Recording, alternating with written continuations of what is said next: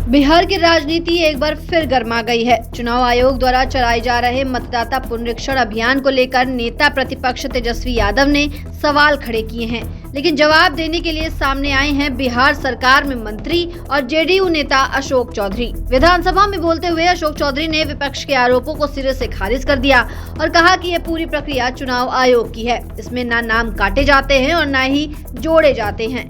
ये एक नियमित प्रक्रिया है जो हर चुनाव से पहले होती है। उन्होंने तेजस्वी यादव पर तंज कसते हुए कहा कि उन्हें जो बोलने को कहा जाता है वो वही बोलते हैं, क्योंकि वो ज्यादा पढ़े लिखे नहीं हैं। वहीं अशोक चौधरी ने जोर देकर कहा कि विपक्ष जानबूझकर दलितों और अति पिछड़े वर्गों के बीच भ्रम फैला रहा है, जबकि यही वर्ग जेडीयू का वोट बैंक है। ऐसे में उनकी सरकार क्यों चाहेगी कि उनके ही वोटरों का नाम मतदाता सूची से कटे।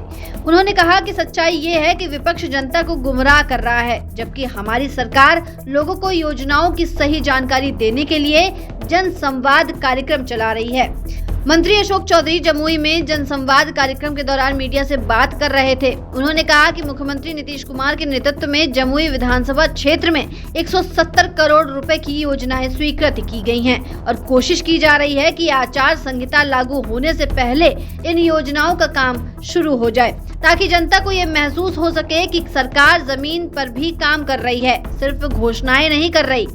वहीं जनसुराज के संस्थापक प्रशांत किशोर पर भी अशोक चौधरी ने तीखा हमला बोला है। उन्होंने कटाक्ष करते हुए कहा कि प्रशांत किशोर से ज्यादा पढ़ा लिखा आदमी शायद ही इस धरती पर हो।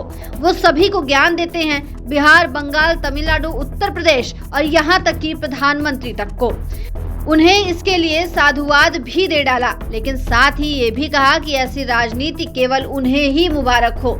बिहार की राजनीति में आरोप प्रत्यारोप का ये सिलसिला चुनाव नजदीक आते ही और तेज होता जा रहा है। एक तरफ सरकार योजनाओं के जरिए अपनी साख बचाने की कोशिश कर रही है, तो दूसरी तरफ विपक्ष हर कदम पर सवाल उठाकर सरकार को घेरने की रणनीति अपना रही है।